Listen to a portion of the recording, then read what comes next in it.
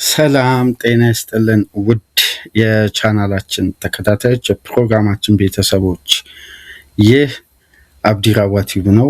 ፕሮግራማችንን ላይክ በማድረግ እንዲጀምሩ፣ ላይክ ስታደርጉ የዚህም ፕሮግራም ተደራሽነት ተደማጭነት ከፍ ስለሚያደርግ ላይካችሁ ይጠቅመናል። ላይክ እያደረጋችሁ እንድታደምጡን፣ አዲስ ከሆናችሁ ቻናላችንን ዛሬ ለከፈታችሁ ሰብስክራይብ በማድረግ የደወል ምልክቷን በመጫን የቻናላችን ቤተሰቦች እንድትሆኑ በአክብሮት እየጋበዝን ይህንን ፕሮግራም ከሀገር ውጭ የምታደምጡ በባህር ማዶ የምትገኙ የቻናላችን ተከታታዮች የሁል ጊዜ ድጋፋችሁን በሱፐር ስቲከር፣ ሱፐር ቻት፣ ሱፐር ታንክስ ለቻናላችን ድጋፍ እንድታደርጉ በአክብሮት እየጋበዝን የሶስተኛው ክፍል ፕሮግራማችን በቀጥታ ትኩረት የሚያደርገው በማቲያስ ፈርናንዴዝ የዝውውር ጉዳይ ነው። ትናንትና እንግዲህ ትልቁ መረጃ ይፋ ሆኗል።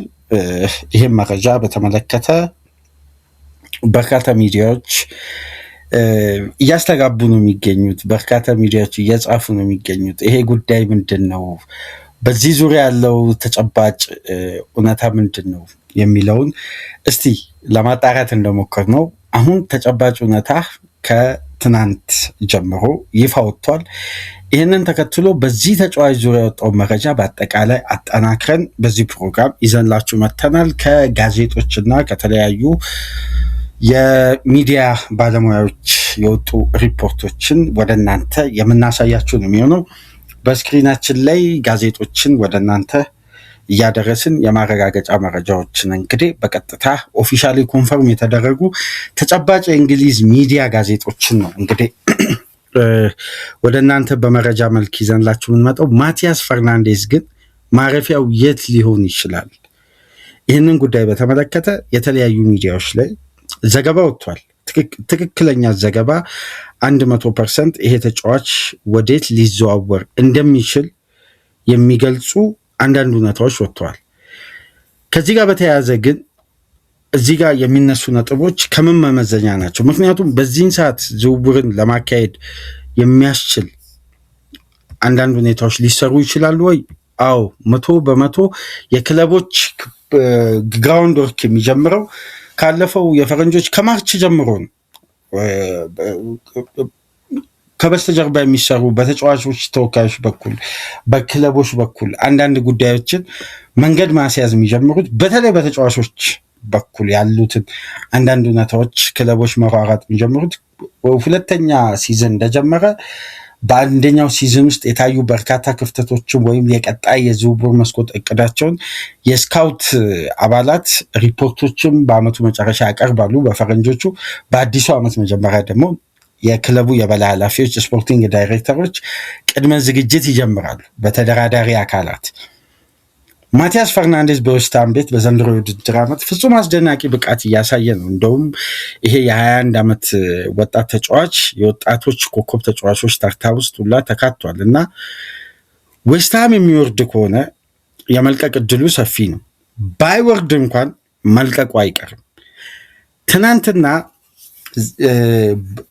መረጃው ተጨባጭ ባልሆኑ ሚዲያዎች ወይም በሩመርስ የታወቁ ሚዲያዎች እነዚህን ጉዳዮች ሲያጋሩ ቢቆዩም በመጨረሻም ጉዳዩ በተረጋገጠ በግሬቭ ጃኮብስ አማካኝነት የዘ ታይምሱ የለንደን ሪፖርተር የለንደኑ ትልቁ ዓለም አቀፍ ጋዜጣ ባወጣው ዘገባ መሰረት የአርሴናል ሪፖርተር በእርግጥም አርሴናል በማንቸስተር ዩናይትድ ለረጅም ሳምንታት ለረጅም ወራት እንዲሁም 1 ዓመት ገደማ ስካውት ሲደረግ ሂደቶችን ፕሮግረስ ሲያደርግ ሲከታተሉት የቆዩትን የማንቸስተር ዩናይትድን እቅድ የሆነውን ማቲያስ ፈርናንዴዝን የመጥለፍ ቅድመ ሁኔታዎችን ከወዲሁ መጀመራቸው ዘ ታይምስ አረጋግጧል። መረጃው ለምሳሌ ሚረር ቢዘግበው ለዘገባነት ላይበቃ ይችላል። ምክንያቱም ሪሊያብል ሶርስ ነው ተብሎ 50-50 ነው ጉዳዩ። ዘሳም ቢያወጣ እንደነዚህ አይነት ሚዲያዎች ቢያወጡ የዘገባው ተጨባጭነት የበለጠ ማረጋገጫ ይፈልግ ነበር። ግን የዘገበው ዘ ታይምስ ነው። ዘ ታይምስ ሲዘገብ ደግሞ አንድን ዘገባ ተጨባጭ መሆኑን ሲያረጋግጥ ከ50 ዓመት በላይ በዚህ ተጨባጭ የዕለታዊ ተነባቢ የለንደን ጋዜጣው ነው ቆይታ ያደረገ ሰፊ ተደራሽነት ያለው በኤክስ ገጽም የዳበሩ የጎለበቱ በጣም በዘገባቸው በጣም የታመኑ ለየክለቦች ቅርብ የሆኑ ዘጋቢዎች ይዘው ሲወጡ በዘገባው ላይም አጠናክሮ ለመስራት የሚያስደፍር ነው ካላቸው ተጨባጭ ቅርበትና ያላቸው ተቀባይነት ተደራሽነትና ለመረጃ ደግሞ የታመነ መሆናቸውን ተከትሎ ዘ ታይምስ መዘገቡ ደግሞ የበለጠ አርሰናል ደጋፊዎች አሁን የሚፈልጉት አይነት ሁኔታ መፈጠሩን ሚዲያ በአጠቃላይ እየዘገበ ነው። ማቲያስ ፈርናንዴዝ ጋር በተያያዘ የወጡ መረጃዎች ግን ምንድን ነው የሚያሳዩት? ይሄ ተጫዋች በቨርሳታይል ተጫዋች መሆኑ ቨርሳታይል ተጫዋች ሲኮን ደግሞ አንድ ቡድን ችግሩን በአንድ ተጫዋች 2-3 ቦታን የመድፈን ፍጹም አጋጣሚ ይፈጠርለታል። እነዚህን አጋጣሚዎች ደግሞ የበለጠ በሁኔታው ላይ አንድ ክለብ አክቲቭ ሆኖ እንዲሰራ የሚያደርግ ነው። ነገር ግን ማቲያስ ፈርናንዴዝ ምናዊ ነው የሚለውን ጉዳይ ወደኋላ መለስ ብለን ከተመለከተን ፖርቱጋላዊ ነው። ፖርቱጋላዊ መሆኑ ምን አይነት ሁኔታን ይፈጥራል? የበለጠ የብሩኖ ፈርናንዴዝ ተጽዕኖ ሊኖርበት ይችላል የሚሉ ዘጋቢዎች አሉ። የነ ቤን ጃኮብስ የጊቭሚ ስፖርት እና የቶክ ስፖርት ዘጋቢ አሁን ላይ በዝውውር ዘገባው የበለጠ ተጨባጭ እንደሆነ እየተነገረ የሚገኙ ግሬ ጃኮብስ የታይምሱ ዘጋቢ ግን የሚለው በቀጥታ የብሩኖ ፈርናንዴዝ ተጽዕኖ በዚህ ተጫዋች ላይ ሊኖር ይችላል። ነገር ግን የአርሴናል ኃላፊዎች አንድ የዘረጉት መስመር አለ በለንደን ዙሪያ።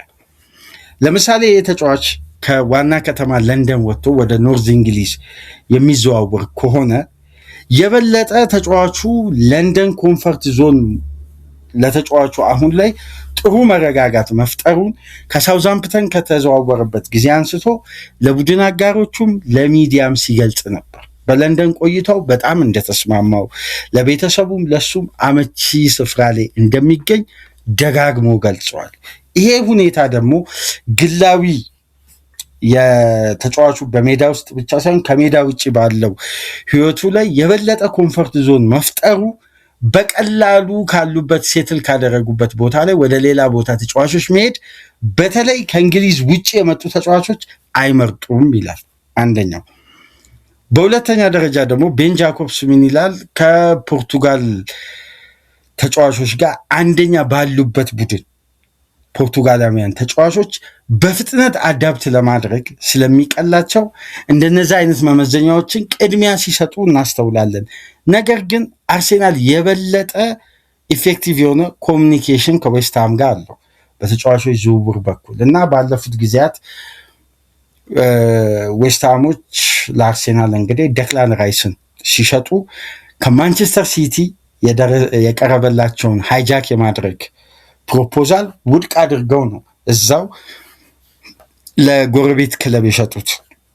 ይህንንም ጉዳይ ያነሳል እና ማቲያስ ፈርናንዴዝ አሁን ላይ የቀጣይ ሳመር ቢዲንግ ዋር ነው የሚሆነው። ነገር ግን አሁን ማንቸስተር ዩናይትድ ተጫዋቹ ላይ እስካሁን ድረስ ባወጣው ይሄ ስካውት ተከታትሎ ባደረገው ሙሉ የስካውት ሪፖርት ከሚገለጹ ጉዳዮች መካከል በዋነኝነት ቅድሚያ ተሰጥቶት የሚነሳው ጉዳይ ምንድን ነው?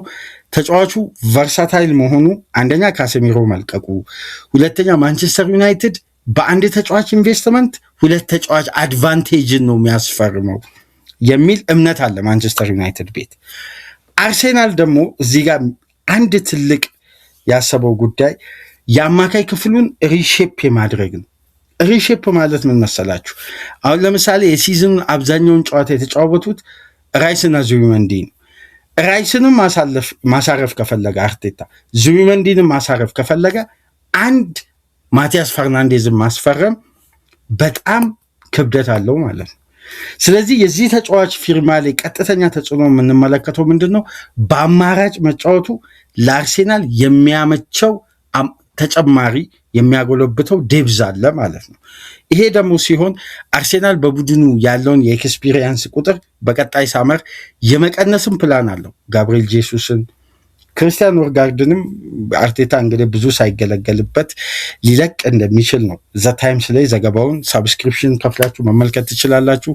ከቅድም ጀምሮ በስክሪናችን ላይ የምትመለከቱት ጋዜጣ ዳር ላይ አለች የማቲያስ ፈርናንዴዝ ዘገባ ዳር ላይ ተቀምጧል እና በሰፊው የዘ ታይምስ የኋላ ገጽ የስፖርቱ ክፍል ላይ የምትመለከቱት ሮይ ማክሮይን ነው የጎልፉ ተጫዋች። ጎን ላይ ያለው ዘገባ ደግሞ በጣም የሚያስገርም የሚያስቅ ዘገባ ተፈጥሯል እና እሱን ዘገባ ምነግራችሁ ይሆናል። ጎን ላይ ፕሌይኦፍ ፋይናል ዲሌይ ትሪት ኦቨር ስፓይጌት የሚለውን ዘገባ ነግራችኋለሁ። ዳር ላይ በስተግራ በኩል ከአርነ ስሎት ቆይታ ጋር በተያያዘ ከወጣችሁ ጽሁፍ በላይ በኩል አርሴናል ኪን ኦን ፈርናንዴዝ የምትለዋን ተመልከቱ። ወይም አጠር አርጌ ያችን ፎቶ ሹት አርጌ ያወጣሁትን ምስል ትንሽ ጎላ አርጌ አሳያችኋለሁ በስክሪናችን ላይ እና ዘ ታይምስ በጋዜጣው ላይ ነው ይዞ የወጣው። ስለዚህ አርሴናል አሁን የበለጠ አድቫንቴጅ አለ። አድቫንቴጁ ደግሞ አሁን በነገርኳችሁ ተጫዋቹ በእንዲህ አይነት ምክንያት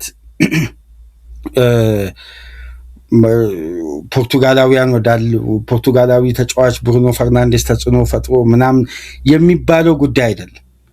በተጨማሪ ማንቸስተር ዩናይትድ የዚህን ተጫዋች ትሪግ ለማድረግ ሪሊስ ክሎዝ ያሰበው 58 ሚሊዮን ፓውንድ ነው። ታስታውሳላችሁ ከሳውዛምፕተን ወደ ዌስትሃም የመጣው በ35 ሚሊዮን ፓውንድ ነው። ዌስትሃም አሁን ላይ ተጫዋቹን ከወረድኩ የሚሸጠው 70 ሚሊዮን ፓውንድ ነው። ካልወረድኩ ግን 65 ሚሊዮን ፓውንድ 5 ሚሊዮን ፓውንድ ልዩነት አለው።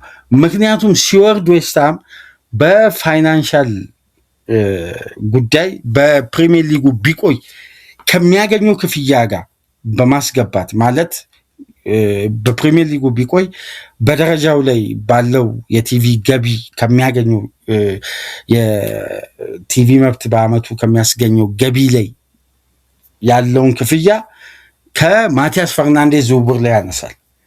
አይ የሚወርድ ከሆነ ደግሞ ያችን የሚያጣትን ክፍያ በማቲያስ ፈርናንዴዝ ዝውውር ላይ ይከፍላል። በሁለቱም ቁጥሮች ደግሞ ማንቸስተር ዩናይትድ ለመክፈል ካሰበው ክፍያ ጋር የሂሳብ ልዩነት አለ። አርሴናልስ በቀጥታ ዌስትሃም የሚጠይቀውን ክፍያ ለመክፈል ዝግጁ ናቸው ነው የሚለው ግሬ ጃኮብስ። ስለዚህ አርሴናል አድቫንቴጁን አስፍቷል ነው። የበለጠ ደግሞ አርሴናል ቤት ቢመጣ በቀጣይ ሲዝን ለምንድን ነው ሚካኤል አርቴታ አማካይ ክፍሉን ቀኝ ፉልባኩን እንዲሁም አታኪንግ ሰርዱን የበለጠ ማጎልበት የፈለገው? በአብዛኛው ደቂቃዎች ያለፉት ዓመታት በክለቡ ፔርፎርም ያደረጉ ተጫዋቾች ቀጣይ ዓመት የሎድ ችግርና የጉዳት የማስተናገድ ሁኔታ ሊያጋጥማቸው ስለሚችል ዴብዙን በጥራት የማጎልበት ነው። ይሄን ተጫዋች ደግሞ አሁን ካለው የአማካይ ክፍል እድሜ ሲታይ ገና 21 ዓመቱ 10 ዓመት ያክል መገልገል ይችላል አርሴናል እንደ ቡድን። ለዚህ ተጫዋች ግን ዌስትሃም ካስፈረመበት 35 ሚሊዮን ፓውንድ በእጥፉ ሊከፈል እንደሚችል ነው አሁን ላይ ዘገባዎች ሁሉ የሚያሳዩት። የማቲያስ ፈርናንዴዝ ፈላጊ ደግሞ አርሴናልና ማንቸስተር ብቻ ሳይሆኑ አሁን እንደሚሰማው ዘገባ ከሆነ ሊቨርፑልም ዝውውሩን እንደተቀላቀለ ይነገራል። ነገር ግን አርሴናል ከማንቸስተር ዩናይትድ ሃይጃክ የማድረግ ፕሮባቢሊቲው በጣም ሰፊ ነው። ማቲያስ ፈርናንዴዝ ላይ ማንቸስተር ዩናይትድ የቆየና ረጅም ጊዜ የፈጀ ጠንካራ ፍላጎት አለው። በርካታ ጊዜ ስካውት አድርገውታል። የካሴሜሮን ቦታ መተካት ብቻ ሳይሆን እዛ አማካይ ክፍል ላይ ለምሳሌ ማየኑን ሎድ ማኔጅመንቱን ማየኑ ቦታ ላይ በማጫወት አርሴናል ማንቸስተር ዩናይትድ ሎዱን ማቅለል ይችላል። በግራም በቀኝም 8 ቁጥር 6 ቁጥር ቦታ ላይ መጠቀም ተጫዋቹ በጣም ቨርሳታይል ነው። አንደኛ ፍጥነቱ፣ አካል ብቃቱ፣ በተለይ ደግሞ የፊትነስ ደረጃው በጣም የሚያስገርም ነው። ወደ እንግሊዝ ምድር ከመጣ ጊዜ አንስቶ ጉዳት የሚባል አስተናግዶ አያውቅም። አሁን እሱ ነው የሚያስገርመው። ከሊዝበን ወደ ሳውዛምፕተን ሲመጣ የተከፈለበት 18 ሚሊዮን ፓውንድ ነው። በቀጣዩ ወደ ዌስትሃም ሲሄድ በእጥፉ 35 ተከፈለ። አሁን በእጥፉ 70 ሚሊዮን ፓውንድ ይከፈልበታል የሚባለው እና ማቲያስ ፈርናንዴዝ በእርግጥ የዘንድሮ ሲዝኑ እጅግ በጣም አስደናቂ ኮንሲስታንሲ አሳይቷል። ምንም እንኳን ዌስትሃም በብዙ ውጣ ውረዶች ሲዝኑን ቢያጠናቅቅም ወይም የመውረድ ፕሮባቢሊቲ ሰፊ ቢሆንም የማቲያስ ፈርናንዴዝ ግን የግል ጥረት ፍጹም አስደናቂ ነው። ተውት የአርሰናል ጨዋታ ላይ የፈጠረውን ልዩነት የምናስታውሰው ነው። ያቺ አጋጣሚ ተጫዋቹን እንዳይረሳና የበለጠ እይታ ውስጥ እንዲገባ አድርጎታል። ልክ እንደ ኮሎሙዋኒ ኳስ እንደ ሱን ከማንቸስተር ሲቲ ጋር የሳት አይነት አጋጣሚ ነበር የተፈጠረውና የራያ አስደናቂ ብቃት ያንን ኳስ መመከት ተቻለ። አርሴናል 3 ነጥብ አገኘ። አሁን 3 ነጥብ ብቻ ሳይሆን ከዌስትሃም ማቲያስ ፈርናንዴዝን ለማግኘት በቀጣይ ሳመር ወደ ዌስትሃም እንደሚመጣ ከወዲሁ ዘገባዎች እየወጡ ነው። ግን የአርሴናል የሪኩፕመንት አባላት በዚህ ተጫዋች ብቃት 100% በጣም ተስማምተውበታል። አርሴናል ክፍተት የመሙላት አይደለም ችግሬን ይቀርፍልኛል በሚል አይደለም፣ የአማካይ ክፍሉን እደሳትና አዲስ ኢነርጂ ፍለጋ ነው። ምክንያቱም የራይስም የዙቢሜንዲም እድሜን ብቃትም አሳስቦት አይደለም፣ ግን የሎድ ጉዳይ ነው። ስለዚህ ዴብዙ ማሳደግ በእንዲህ አይነት ኮንሲስታንሲ ላይ ለመቆየት በውጤታማነት በስኬታማነት ላይ ለመቆየት እንደነዚህ አይነት ተጫዋቾች ስኳዶች ሲኖሩ ቨርሳታይል የሆኑ ተጫዋቾች የበለጠ ለአንድ ቡድን ውጤታማነት ቀጣይነት ትልቅ አጋጣሚ ስለሚፈጥር የአርሴናል የዝውውር ትልቁ እቅድ ቀጣይ ሳመር ከቀኝ ፉልባኩ ሊቨርሜንቶ ቀጥሎ ማቲያስ ፈርናንዴዝ ሊሆን እንደሚችል በስፋት የተዘገበ ነው። በነገራችን ላይ አርሴናል ደጋፊዎች ቀጣይ የዝውውር መስኮት ሲከፈት የበለጠ ቲሞ ሊቨርሜንቶን ጉዳይ ትኩረት አድርጉ። ቲሞ ሊቨርሜንቶን አርሴናል የማስፈረም ቻንሱ በጣም ከፍተኛ ነው። ሲቲም በተጫዋቹ አንዳንድ ይሄ የሲቲ ኃላፊዎች አሉ። የሲቲ ቤት የሚሰራ አንድ የአሰራር ደንብ አለ አይደል? ለአንድ ተጫዋች ሲቲ ይሄ ተጫዋች 80 ሚሊዮን ያወጣል ካለ ያ ቡድን 100 ሚሊዮን ነው የሚሸጠው ካለ ሲቲ አይገዛም። 80 ሚሊዮን ካወጣው ስኬል በላይ ሲቲ አይከፍልም። በነገራችን ላይ ከፋይ ቡድን እንደሚባሉ አይደለም። እራሳቸው ለዛ ተጫዋች ከኮንትራቱ ከአንዳንድ መመዘኛዎች የሚያወጧቸው ስኬሎች አሉ። ከዛ ስኬል በላይ አይከፍሉም። አሁን ኒውካስል የሚጠይቀው ክፍያና ሲቲ ያወጣው ስኬል ሊመጣጠን አልቻለም። ስለዚህ ሲቲ ሊቨርሜንቶ ላይ ችላ ብሎ የበለጠ ካምቢያንሶን አጥብቆ ይዟል። የጁቬውን በሁለቱ ፉልባኮች ፖዚሽን ላይ የሚጫወተውን እና አርሴናል ሊቨርሜንቶን የማስፈረም ትልቅ አድቫንቴጅ አለው። በተለይ በቤን ዋይት ብቃት ሳይሆን ጤንነት አርሴናሎች ደስተኛ አይደሉም። ስለዚህ ወደ ኤቨርተን በ30 ሚሊዮን ፓውንድ ሊሄድ የሚችልበት እድል ሰፊ ስለሆነ ቤን ዋይትንም በመተካት በቀጥታ ከቲምበር ጋር ቀጣይ ዓመት ለማፎካከር ቲሞ ሊቨርሜንቶ ላይ በጣም አርሴናሎች ሲሪየስ ናቸው። በተጨማሪም የአንቶኒ ጎርደን ጉዳይ አለ። ነገር ግን ለአርሴናሎች በጎ ያልሆነ የዝውውር መረጃ ልንገራችሁ። በጎ ያልሆነ ባርሳ ከትናንት በስቲያ ትናንትና በቀጥታ ከጆዋው ፔድሮ ዝውውር መውጣቱን ዛሬ የወጣው የሞንዶ ዲፖርቲቮን ጋዜጣ ወደ እናንተ ላድርሳችሁ። ለመሰላችሁ ባርሳ ከጁሊያን አልቫሬዝ ዝውውር ከጆዋው ፔድሮ ሳይሆን ከጁሊያን አልቫሬዝ ወደ ጆዋው ፔድሮ ትኩረቱን አድርጓል ባርሴሎና። ምክንያቱም ሞንዶ ዲፖርቲቮ ዘገባ ላይ እንደተመለከትኩት ከሆነ ከጁሊያን አልቫሬዝ ወደ ጆዋው ፔድሮ ሀሳባቸውን የቀየሩበት ዋነኛ ምክንያት በጁሊያን አልቫሬዝ በኩል በጣም ጠንካራ ፍላጎት ያለውና ከተጫዋቹ ጋር ዳይሬክት ኮሚኒኬሽን የጀመረው ቡድን ፒኤስጂ። አርሴናል ይህን ተጫዋች አጥብቆ ይፈልገዋል። ነገር ግን ፒኤስጂ ብራድሊ ባርኮላ ለሊቨርፑል ለመሸጥ ውስጥ ለውስጥ ድርድሮች መጀመራቸውን በስፋት ያለፈው ሳምንት ስንገልጽላችሁ ነበር። አሁን ብራድሊ ባርኮላን መሸጣቸው ስለማይቀር ሊቨርፑል በብራድሊ ባርኮላ በኩል በጣም ገፍቶ መሄዱን ተከትሎ ባርኮላን ለመተካት ተቀዳሚ ምርጫ ያደረጉትና በፍጥነት የጁሊያን አልቫሬዝ ዝውውር ለማጠናቀቅ 100 ሚሊዮን ዩሮ 92 ሚሊዮን ፓውንድ ለመክፈል ፓሪስ ሴን ጀርሜኖች ዝግጅታቸው ማጠናቀቃቸው 100% ሞንዶ ዲፖርቲቮ አግኝቻለሁ ባለው መረጃ መሰረት በዛሬ የፊት ገጽ እትሙ ላይ ትናንት ምሽት ዘገባውን ይዞ ወጥቷል። ስለዚህ አሁን የባርሳ ትኩረት ወደ ማን ተቀየረ? ወደ ጆዋው ፔድሮ። ይሄ ምን ማለት ነው? አርሴናል ጁሊያን አልቫሬዝን የማስፈረም ፍላጎቱ ጠንካራ ቢሆንም ፒኤስጂ ውስጥ ለውስጥ ሂደቶችን በጣም ገፍቶ እየሄደ እንደሆነ ዘገባው እያሳየን የሚገኘውና አርሴናል በቀጣይ የውድድር ዓመት የአታኪንግ ሰርዱን በበለጠ በተለይ የግራ ክንፉን በጣም ውጤታማ ጥሩ የክንፍ ተጫዋች እንደሚያጠናክር ይታወቃል። አማካይ ክፍል ላይ አንድ ተጫዋች ማስፈረሙ አይቀርም። እሱም ሊሆን የሚችለው አሁን እንደ ዘ ታይምስ ተጨባጭ ዘገባ ከሆነ ማቲያስ ፈርናንዴስ መዳረሻው ኤሚሬትስ የመሆን እድሉ ሰፊ ነው። ውስጥ ለውስጥ ግራውንድ ወርኮች አሁን በስፋት መጀመራቸው ነው እዚህ ጋር እየተገለጸ የሚገኘው። እዛው የለንደኑ ክለብ ቼልሲ ደግሞ ጆዋው ፔድሮን የመሸጥ ፍላጎት የለውም። ነገር ግን እንደ ቢዝነስ ሞዴል ደግሞ ከታየ ከጁሊያን አልቫሬዝ ሂሳብ አነስ ብሎ ቼልሲዎች ካስፈረሙት ሂሳብ ደግሞ በ15 ሚሊዮን ፓውንድ ከፍ ያለ ክፍያ ባርሳ ለማቅረብ ማሰቡን ተከትሎ ምናልባት ቼልሲ እንደምታውቁት የተሻሻለ ክፍያ ከቀረበለት ቼልሲ ከመሸጥ ወደኋላ አይልም። ምናልባት ጆዋው ፔድሮን እንዳያጣ ያሰጋል። የባርሳ ፍላጎት ጠንካራ ነው። የራፊኛ ጅንጀና በስቶ እንደመጣ ሞንዶ ዲፖርቲቮ ላይ ይገለጻል። ብራዚላዊ ተጫዋች ራፊኛ እንግዲህ ጆዋው ፔድሮን የማግባባቱ ሚሽን እንደተሰጠው እየተነገረ ነው። የአርሴናል ነው በቀጥታም ሆነ በተዘዋዋሪ አሁን ተጽዕኖ ውስጥ የሚገባው። ምክንያቱም ጁሊያን አልቫሬዝ ከአርሴናል የበለጠ ሊገባ ይችላል በሜሲ ተጽዕኖ ተብሎ ያለፈው ጊዜያት ስንሰማ የነበረው ወደ ባርሳ ነበር። ባርሳውን ፋይናንሻሊ የመክፈል አቅሙ ይመስለኛል በጁሊያን አልቫሬዝ በኩል የአትሌቲኮ ማድሪድ ጥያቄ። ምክንያቱም ዲየጎ ሲሞኒ በአመቱ መጨረሻ ሊለቅ የሚችልበትም ቻንስ ስላለ ነው።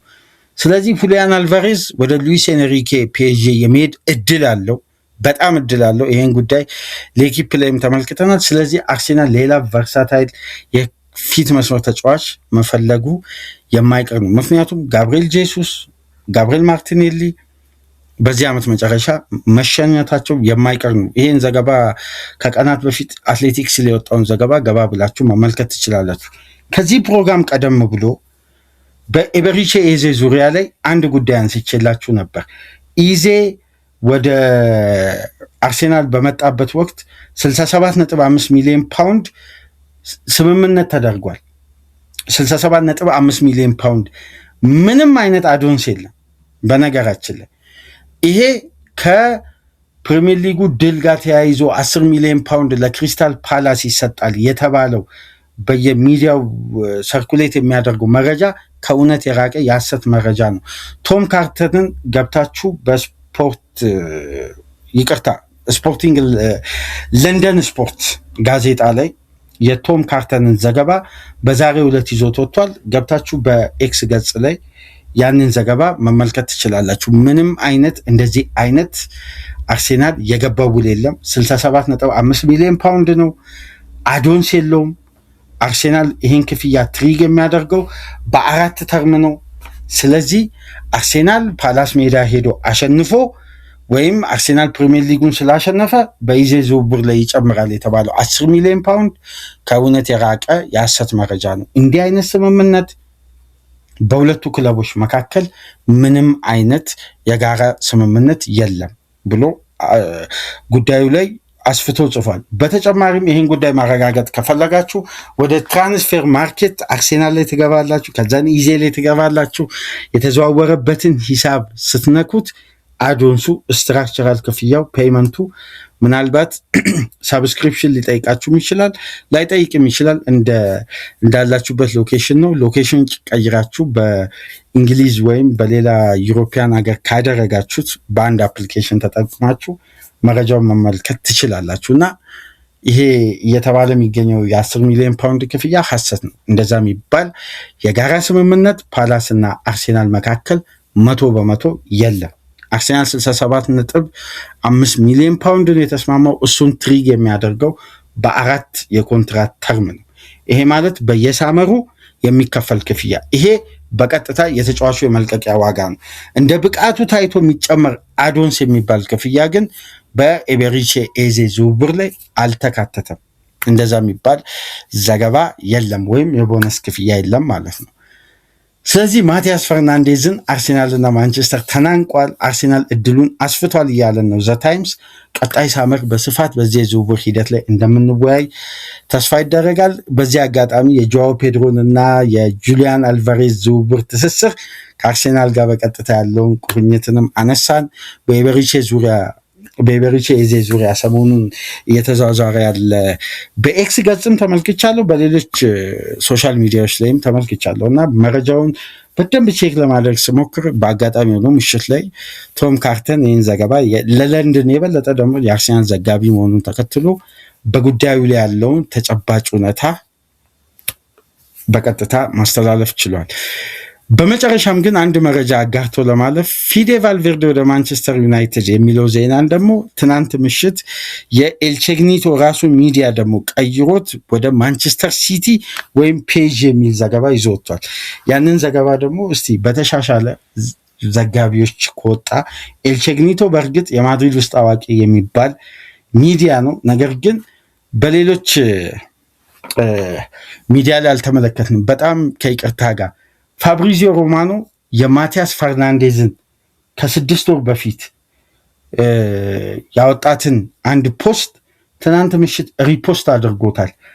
በለንደን መቆየት እንደሚፈልግ የገለጻትን ያቺ ንግግር በነገራችን ላይ ከአርሴናል ጋር በቀጥታ ተያያዥ ይሆናል እና እሱን ፖስት አግኝቸው ነበር። በስክሪናችን ላይ ስትመለከቱት የነበረው አንዱ ፖስት እሱ ነው። በድጋሚ ተመልከቱት በስክሪናችን ላይ። ፋብሪዚዮ ሮማኖ ሪፖስት አደረገ ማለት በጉዳዩ ላይ አርሴናሎች በጣም ጠንክረውና ከበስተጀርባ ስራቸውን ጠንክረው እየሰሩ እንደሆነ መግለጹ ነው። እንግዲህ መረጃ ባይኖረው በድጋሚ ዘታይምስ ዘግቦ ፋብሪዚዮችን የቆየ ፖስት ከ3 ከ4 ወራት በፊት የለቀቀውን ፖስት ድጋሚ ሪፖስት አያደርግም ነበር።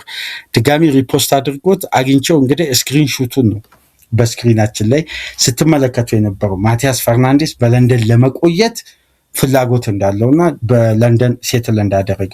ለአብዛኛው ተጫዋቾች እንደምታውቁት ለንደን መፈረም ወይም ለንደን መቆየት ምርጫ ያደርጋሉ። በብዙ መልኩ ያው ምቹም ነው።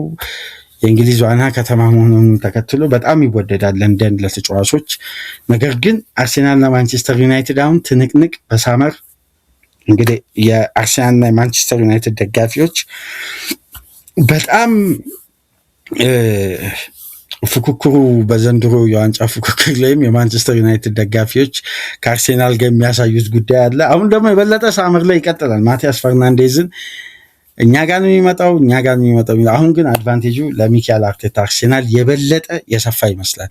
ዘገባዎችን ተመልከቷቸው። ዘታይምስ ላይ ገብታችሁ አሁን ሳብስክሪፕሽኑን ከቨር አድርገን ሰፊ ነው ዘገባው ሊወጣው። የብሩኖ ፈርናንዴስ ተጽዕኖ በአንድ በኩል አለ፣ ተጫዋቹ ደግሞ ለንደን ተስማምቶኛል የሚለው ጉዳይ አለ። አርሴናል ደግሞ ግራውንድ ወርኩን የበለጠ አጠናክሮ ያኔ ሲቲ 95 ሚሊዮን ፓውንድ ይዞ ሲመጣ ውድቅ አድርጎ 105 ሚሊዮን ፓውንድ ለአርሴናል ራይስን መሸጣቸውን መርሳት የለብንም። ስለዚህ አሁን ደግሞ የበለጠ የአርሴናል ስፖርቲንግ ዳይሬክተር አንድሬስ ቤርታ ናቸው። በጣም ጠንካራ መደራደር አቅም እንዳላቸው የሚነገር ምርጥ ባለሙያ አርሴናል መቅጠሩን እንግዲህ በእንደነዚህ አይነት ዝውውሮች ነው የሚታየው። ከሊቨርሜንቶ፣ ጆዋው ፔድሮ፣ ጁሊያን አልቫሬዝ ሰፊውን ጉዳይ ደግሞ ማቲያስ ፈርናንዴዝ ላይ በእንዲህ መልኩ ቆይታ አደረግን። ዛሬ ምሽት የሚደረገውን አስቶን ቪላ ከሊቨርፑልን ከዛም በኋላ የጁሬን ቲምበርንና የቤን ዋይትን ለአርቴታ ራስ ምታት የሆኑበትን ታክቲካል አናላይዝ ከዚህ ፕሮግራም በፊት ወደ እናንተ አደረስን። በሶስተኛ ክፍል ደግሞ የማቲያስ ፈርናንዴዝ ማረፊያ ከኦልትራፎርድ ይልቅ ኤሜሬትስ መሆኑ እየተዘገበ መሆኑን ወደ እናንተ ዕለተ አርብን በ3 ፕሮግራም ቆይታ አደረግን። ከተመቻችሁ ላይክ አድርጉ። ላይክ ስታደርጉ ተደራሽነታችን ከፍ ይላል።